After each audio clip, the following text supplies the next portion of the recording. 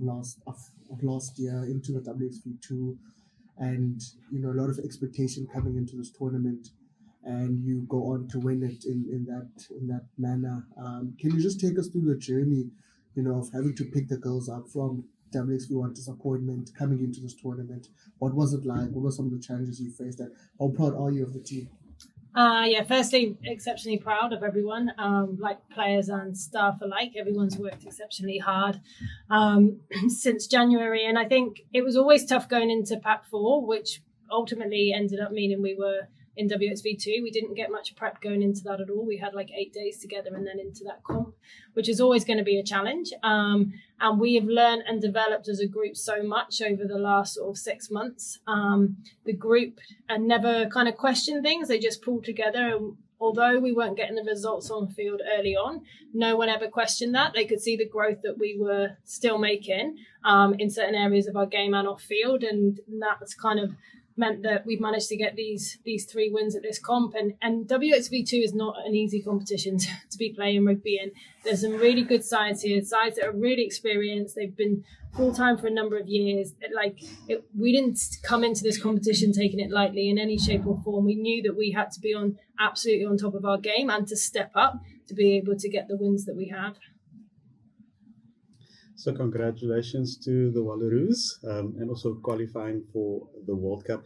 Just your thoughts on the whole campaign for you, and especially having been hosted here in Cape Town. How was the whole experience for you? Thank you for the captain. Yeah, experience here in Cape Town has been incredible over the last 3 weeks. Everywhere we've been, we've had a really warm welcome. Facilities been great. We've been really well looked after. I think for us, obviously, having the 2 warm-up games prior to WXV was a real benefit, although the results weren't probably what we would have liked to have seen. I think we learned a lot from those, both on the field and off the field. And then for the girls to group together, coaching staff to stay with us, keep consistent with their messaging, and for the girls to come out over the last 3 weeks with the performance they have, it's pretty special. And yeah, incredibly proud of the group. I think we've learned a lot. We've still got a lot to learn, probably a lot from that game to take away and learn from as well. But I think we're heading in the right direction, and it's a pretty good place to be at the moment leading into World Cup next year. And just to the coach, in terms of the preparation for the World Cup, do you feel you are on track, and are there things that you need to work on still to get you ready for that World Cup next year? Yeah, there's 100% still things for us to work on, and it's an ongoing. We're obviously, as a nation, we've only got 84, 85 tests in total.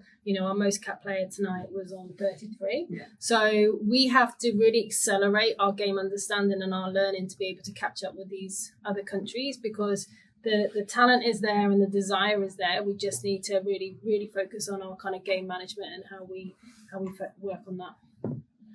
Skipper, can you talk us maybe through your relationship, the team's relationship with the management, the coach, assistant coach, and so forth? How influential have they been in this tournament in particular on the team? Some of the calls and the decisions they've made. How would you say the type of influence they've had? Yeah, it's been a really big year for us. We've had a lot of changes through management as a whole, all of our coaching staff, S&C staff, even to a lot of our sort of sideline staff, and a lot of changes within players as well. But I think the whole group's come together, and management in particular has been really influential in how we work together on the field and off the field.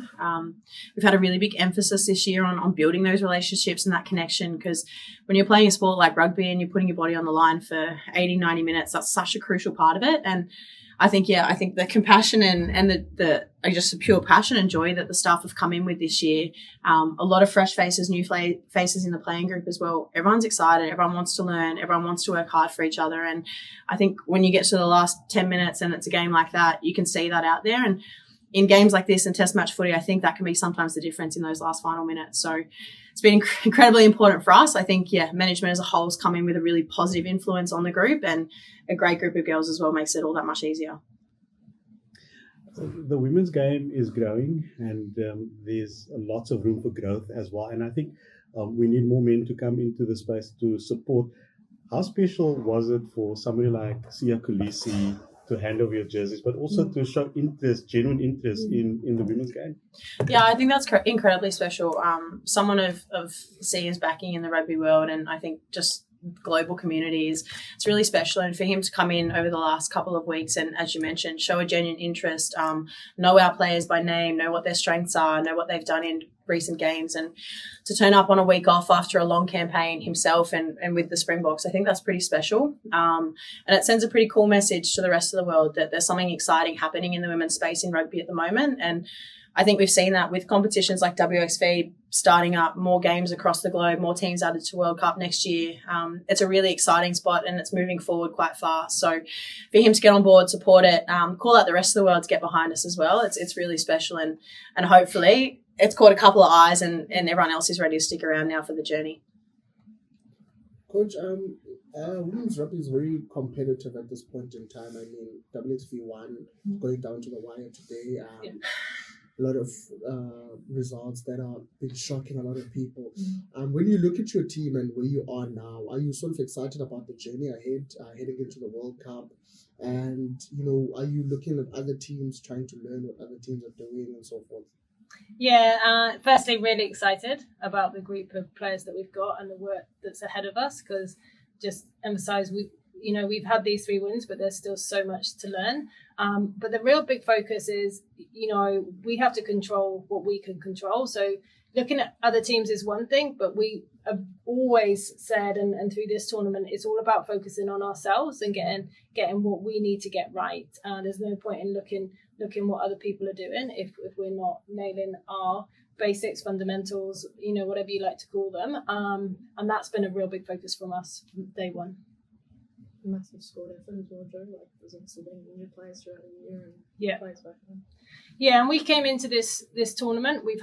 Unfortunately, we've had 4 players leave us, and it's taken a massive squad effort. And I think for me, and that's what makes me so proud of this group, is from 1 to 34, particularly for this tournament. But not only that, the players that we've left at home, the players that are injured at home, fighting to get back in.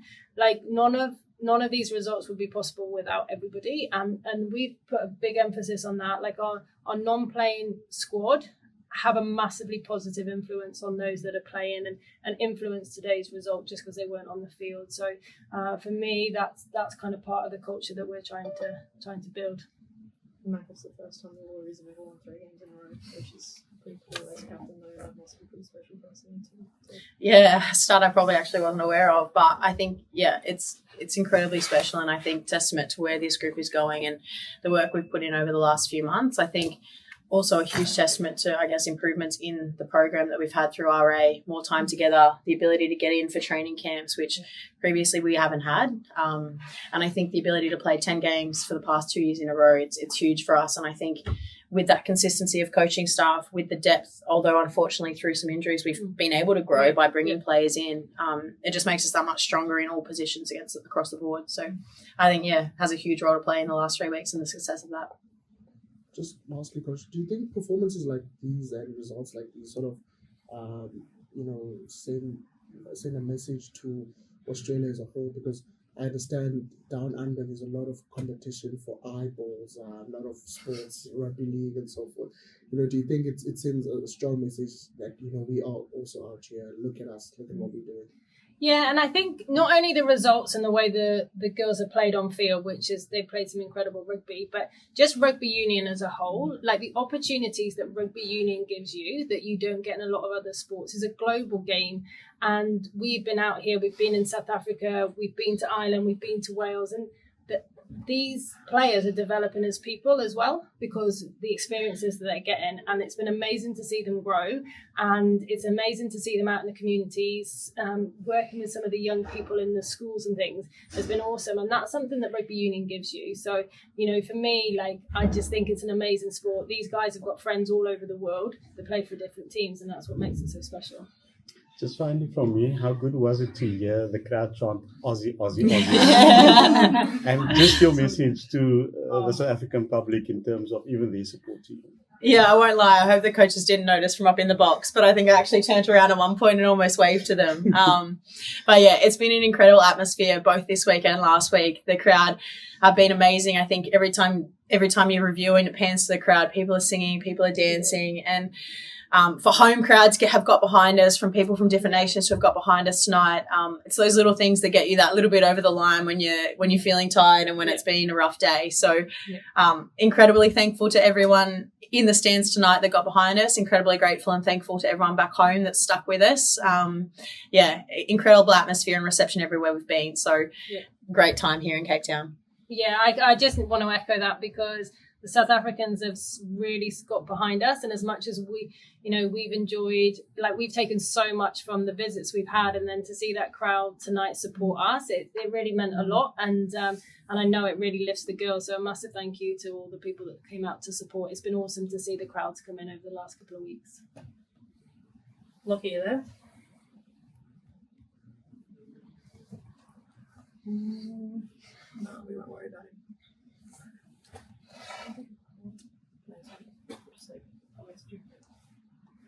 Thank you guys. Thank you so much.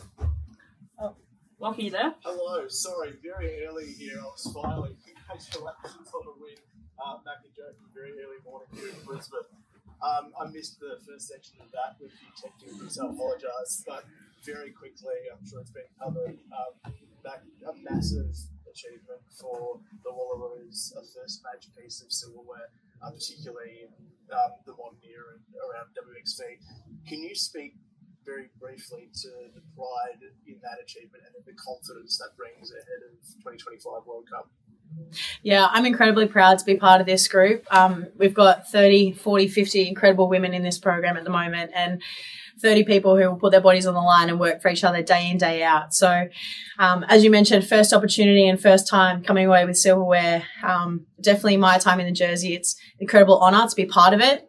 Seeing everyone's faces, the celebrations, the cheers, the hugs, the tears on the sideline after that makes every part of blood, sweat and energy over the last 12 months and longer worth it. So incredibly proud. I know there's a lot still to come from us and a lot that we can still move forward and push for. So really excited and I guess grateful that we get another opportunity come the new year to see where we can go.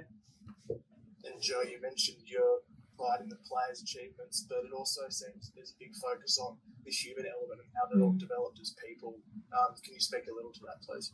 Yeah, I think for us from day one, the focus on kind of developing players as people as well as on field has been a real focus. The culture side of it has been really important to us. How we connect as a group off field has been huge, and to see the relationships grow amongst the squad and to see how they connected, especially over the last few weeks, has been awesome to see. And I think when it comes down, and Max said earlier, to those last few minutes, and it did it in South Africa and we did it again tonight, but they get behind each other and they've got each other's backs, and that's something that comes from that time together, that connection.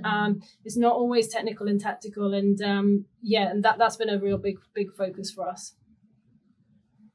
Thanks very much for your time and enjoy the celebrations. Thank you.